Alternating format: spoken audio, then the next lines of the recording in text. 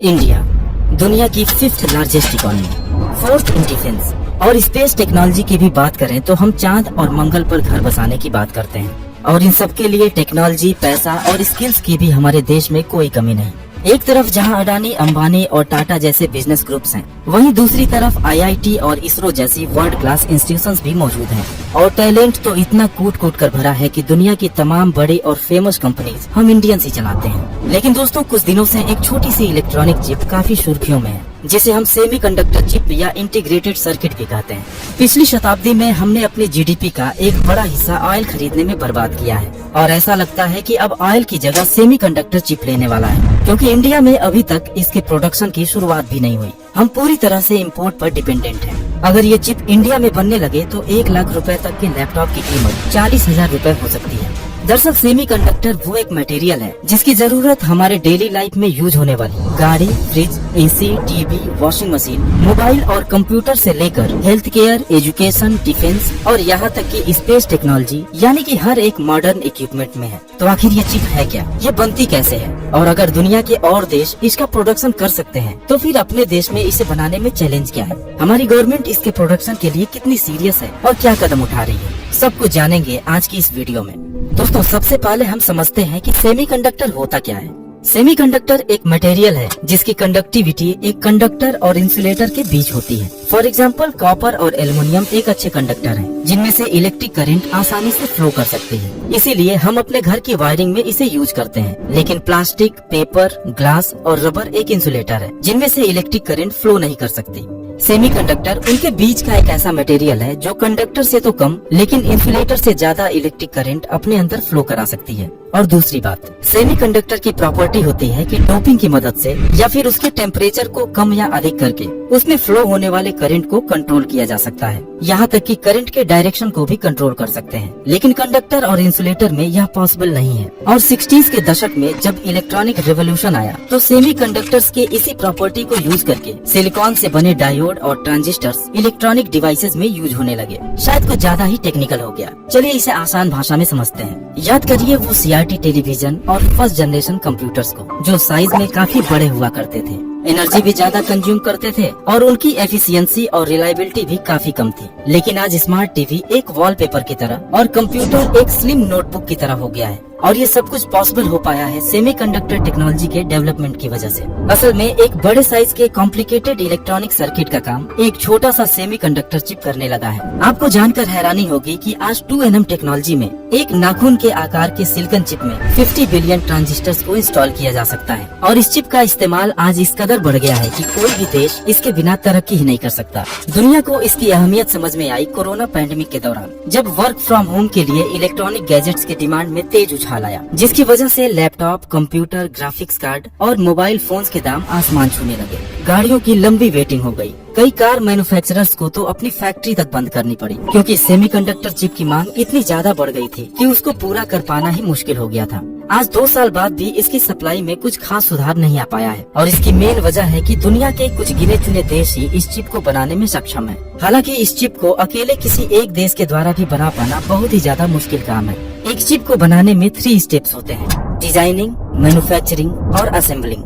America दुनिया का इकलौता देश है जिसकी इंटेल, एनवीडिया और एएमडी जैसी कंपनीज लगभग सभी एडवांस चिप्स को डिजाइन करती हैं। लेकिन इसका प्रोडक्शन अमेरिका में नहीं बल्कि कहीं और होता है। अकेले ताइवान दुनिया की 50% चिप प्रोड्यूस करता है। साउथ कोरिया दूसरे पोजीशन पर है और उसके बाद जापान और चाइना का नंबर आता है। और फिर फाइनल स्टेप है असेंबलिंग का, यानी कि इन चिप्स को डिवाइस के अंदर लगाने का, जिसमें चाइना दुनिया में सबसे आगे है, क्योंकि वहाँ सबसे ज्यादा फैक्ट्रीज हैं। लेकिन वास्तव में पैसा असेंबलिंग में नहीं है, मोटा पैसा डिजाइन और मैन्युफैक्चरिंग में है। आपको पता है कि यह चिप मार्केट कितना बड़ा है? साल 2022 में सेमीकंडक्टर चिप का मार्केट $570 बिलियन का था और 2030 तक इसके $1 ट्रिलियन तक पहुंचने की उम्मीद है। यानी कि इसमें अभी भी ग्रोथ के लिए जबरदस्त पोटेंशियल है और इसीलिए सभी देश इस मौके को भुनाना चाह रहे हैं। साल 2021 में government of India semiconductor chip के प्रोडक्शन को लेकर काफी एम्बिशियस थी, जिसके लिए इंडिया सेमीकंडक्टर मिशन की भी शुरुआत की गई और चिप फैब्रिकेशन के लिए कई तरह की छूट और PLI स्कीम भी अनाउंस हुआ, ताकि बाहर की कंपनीज इंडिया में इन्वेस्टमेंट के लिए अट्रैक्ट हों। उम्मीद था कि 2024 तक दर्जनों चिप फैक्ट्रीज इंडिया में होंगी। लेकिन अनफॉर्चुनेटली ऐसा कुछ भी नहीं हुआ।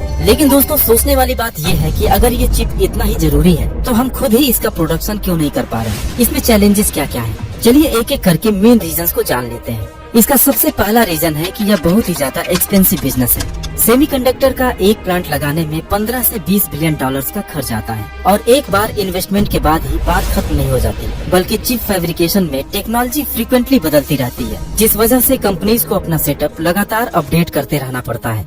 TSMC, इंटेल और सैमसंग जैसी कंपनीज तो अपने प्लांट में R&D, प्रोसेस इम्प्रूवमेंट और नई फैब्रिकेशन मशीनरी पर ही हर साल 20 से 25 बिलियन डॉलर्स खर्च करती हैं। और भारत में कोई भी ऐसी कंपनी नहीं है जो एक नए बिजनेस में एकदम से इतना सारा पैसा खर्च कर दे। और दोस्तों चिप प्रोडक्शन नहीं कर पाने का दूसरा रीजन है lack of skilled manpower. India दुनिया की सबसे पॉपुलेटेड कंट्री है, यहाँ मैन पावर की कोई कमी नहीं। लेकिन जैसा कि मैंने वीडियो के शुरू में बताया था कि एक छोटे से चिप में अरबों ट्रांजिस्टर्स को इंस्टॉल किया जाता है, जो बहुत ही ज्यादा कॉम्प्लेक्स प्रोसेस है। इसलिए यह जरूरी है कि प्लांट का हर एक वर्कर हाईली स्किल्ड हो और नई टेक्नोलॉजी को अच्छी तरह से समझता भी हो, नहीं तो एक छोटी सी गलती अरबों का नुकसान करा सकती है। और इस तरह के स्किल्ड मैन पावर की आज इंडिया में काफी कमी है। अगला रीजन है पुअर इंफ्रास्ट्रक्चर।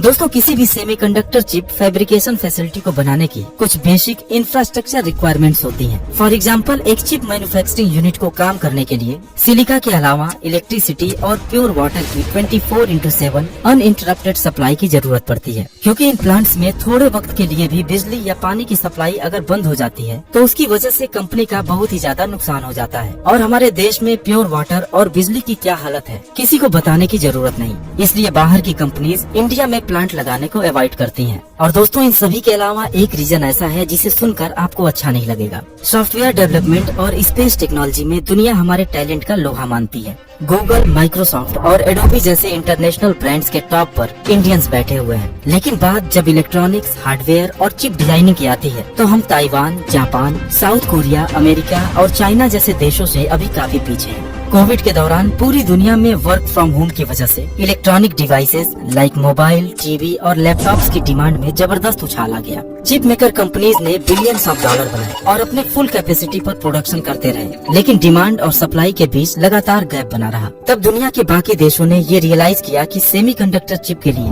वो ताइवान और साउथ कोरिया पर हद से ज्यादा डिपेंडेंट है, और अगर चाइना ने ताइवान पर इन्वेट कर दी तो चिप मार्केट कोलैप्स हो जाएगा और वर्ल्ड इकोनॉमी पर इसका बहुत ही ज्यादा बुरा असर पड़ेगा। इसलिए पूरी दुनिया चिप इंडस्ट्री को डिसेंट्रलाइज करने के लिए अल्टरनेटिव्स की तलाश करने लगी। और आज की डेट में इंडिया सबके लिए एक फेवरेट डेस्टिनेशन बना हुआ है। अमेरिका भी एंटी चाइना कंट्रीज को ही प्रमोट कर रही है और इंडिया में चिप के सप्लाई चेन को मजबूत करने के लिए एक MOU भी साइन किया गया है। और इसमें कोई शक नहीं कि अगर चिप मेकर कंपनीज टेक्नोलॉजी में हमें सपोर्ट करें तो हम स्किल्ड मैन पावर और पुअर इंफ्रास्ट्रक्चर जैसे चैलेंजेस को ओवरकम कर सकते हैं। इंडियन गवर्नमेंट साल 2021 में जो $10 बिलियन का एक इंसेंटिव प्रोग्राम लेकर आई थी, उसका कोई अच्छा रिस्पांस नहीं मिला था। हालांकि ताइवान की फॉक्सकॉन और वेदांता ग्रुप के बीच गुजरात में एक प्लांट स्टार्ट करने के लिए बहुत ही बड़ी डील साइन हुई थी, जिसकी वैल्यू लगभग $19.5 बिलियन थी। लेकिन आज फॉक्सकॉन इस डील से एग्जिट हो चुका है। इसलिए गुजरात में हुए सेमिकॉन 2023 में प्रधानमंत्री मोदी जी ने भारत में सेमीकंडक्टर मैन्युफैक्चरिंग फैसिलिटी स्थापित करने के लिए 50% तक फाइनेंशियल असिस्टेंट देने का ऐलान किया है। लेकिन दोस्तों हमारे लिए सबसे बड़ा चैलेंज चाइना है। बीजिंग भी इस चिप मार्केट को डोमिनेट करना चाहता है। वो हमसे बड़ी आर्थिक शक्ति है और हमारे $27 बिलियन की तुलना में उनका चिप मार्केट लगभग 7 गुना ज्यादा $192 बिलियन